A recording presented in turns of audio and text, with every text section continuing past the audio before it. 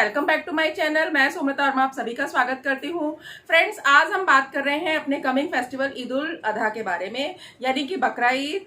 और आपको ये सबको पता है कि ये हमारे मुसलमान भाई बहनों का एक बहुत ही पाक त्योहार है, जो कि जुलाई एंड में आएगा। मे भी 1 अगस्त को मनाई जा सकती है इस बार की बकरा ईद, 2020 की बकरा ईद।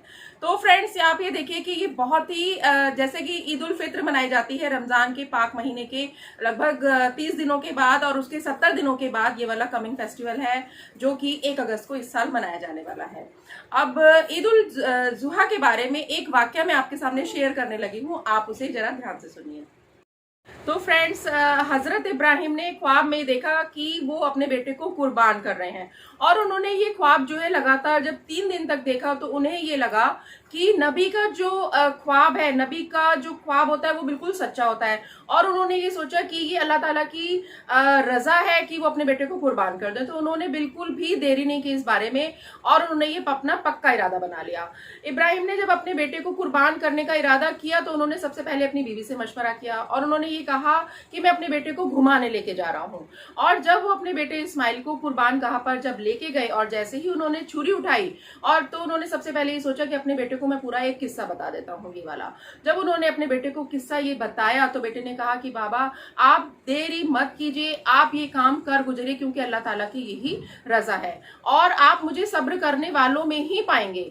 उन्होंने बिल्कुल भी देरी नहीं करी, उन्होंने अपने बेटे की आंखों पर काली पट्टी बांध दी और छुरी चलानी शुरू कर दी। आप ये देखिए कि जब अल्लाह ताला ने छुरी को चलने से मना कर दिया, और उन्होंने उसकी जगह जिब्रील को ये हुक्म दिया कि आप वहां जाएं और एक दुम्बा लेकर, और ये हुक्म किया कि आप इसे ज़िबह करो और इस्माइल को छोड़ दो। और ये बात अल्लाह ताला को इतनी पसंद आई कि उन्होंने आने वाली सभी नस्लों पर जो कुर्बानी है वो फर्ज कर दी। तो आप ये देखिए कि उनके इसी जो कुर्बानी का जो फर्ज है वो तब से लेके अभी तक लगातार चलता आ रहा है। उनके इसी जज्बे को सलाम करने का जो फेस्टिवल है वो है ईद उल जुहा।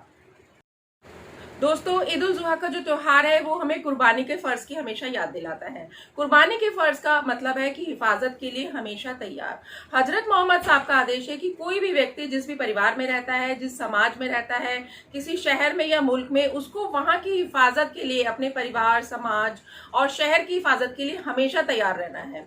आप ये देखिए कि ईद उल फित्र की तरह है ही ईद उल जुहा का जो फेस्टिवल है, उसमें हम गरीबों और मजलूमों का खास ध्यान रखा जाता है। इसी मकसद से ईद उल जुहा के सामान, यानी कुर्बानी के सामान के बराबर 3 हिस्से किए जाते हैं, और ये नियम ये कहता है कि एक हिस्सा आप खुद के लिए रखो और बाकी 2 हिस्से जरूरतमंदों में बांटो, और जो कि उसे तुरंत बांट भी दिया जाता है। आप ये देखिए कि जो कुर्बानी का जो फर्ज है वो ये कहता है कि पहले आप सबसे पहले कुर्बानी तब आपको कबूल होगी, जैसे कि सबसे पहले आप अपना कर्जा उतारें, फिर आप हज पे जाएं और तब बकरीद बनाएं। इसका मकसद ये है कि इस्लाम जो है वो व्यक्ति को अपने समाज और परिवार के दायित्वों को पूरा करने के लिहाज से उस पर सख्ती से जोर देता है। दोस्तों, 2020 की जो ईद है वो पिछले कई सालों से इस बार अलग होगी, क्योंकि सभी को पता है कि कोरोना वायरस ने पूरे देश में बहुत ही अभी भी जो संक्रमण का खतरा है बहुत तेजी से बढ़ रहा है, और अभी भी आगे बढ़ता ही जा रहा है। तो मुफ्ती साहब ने बहुत ही सख्त आदेश दिया है, लोगों से अपील की है कि कोरोना संक्रमण के चलते जो खतरा बना हुआ है उसके हिसाब से हमें सोशल डिस्टेंसिंग का तो पालन करना ही है, जो कि हमारे जहन में बन चुका है कि हमें कैसे करना है। आप ये देखिए कि जो कुर्बानी है वो हमें कानून के मुताबिक ही करनी है, और अगर हालात सही नहीं है तो कुर्बानी में अगर कोई परेशानी आ रही है तो कुर्बानी करने की जगह हम इन पैसों को गरीबों में बांट सकते हैं। आप ये देखिए कि कोरोना संक्रमण का जो खतरा बना हुआ है उसकी वजह से हमें सभी एहतियाती कदम तो जरूर उठाने होंगे। हमें एक जगह पर इकट्ठे नहीं होना, हमें सोशल डिस्टेंसिंग का पालन करना है, मास्क का जरूर उपयोग करना है। ये सारी चीजें तो हमारी हैबिट्स में शामिल हो ही चुकी हैं। अब आप ये देखिए कि ईद की जो नमाज है वो हमेशा ईदगाह में ही पढ़ी जाती है, लेकिन इस बार उन्होंने अपील की है कि नमाज के दौरान जो देश की 5.5 लाख मस्जिद हैं जो कि हमारे पड़ोस में होती हैं, जिसमें हम रेगुलर रूटीन पर हम नमाज पढ़ते हैं, आपको वहीं पढ़नी है। आपको ईदगाह में जाकर के नमाज नहीं पढ़नी, पास की मस्जिद में ही आपको ईद की नमाज अदा करनी है और सोशल डिस्टेंसिंग के साथ जरूर पढ़नी है, ये तो मतलब सभी को पता ही है। अब आप ये देखिए कि अगर आप कंटेनमेंट जोन में रहते हैं तो वहां के लिए अगर कोई सरकार इमरजेंसी कोई बात बोली जाती है कि वहां पर कोई नियम बताए गए हैं एहतियात के तौर पर, तो हमें उनका बहुत ही आराम से उनका पालन करना है, किसी को परेशानी ना हो।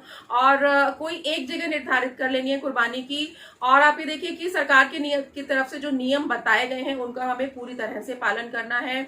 और कुर्बानी के वक्त सफाई का जरूर ध्यान रखना है, सड़कों पर कुर्बानी नहीं करनी। और कुर्बानी के बाद जो भी वेस्ट मटेरियल होता है उनको पास के कूड़ाघर में नहीं डालना, बल्कि बड़े डस्टबिन में जा करके आपको उनको डंप करना है। और ताकि साफ सफाई का ध्यान रखें, क्योंकि कोरोना संक्रमण का जो खतरा है वो बहुत ही तेजी से बढ़ रहा है।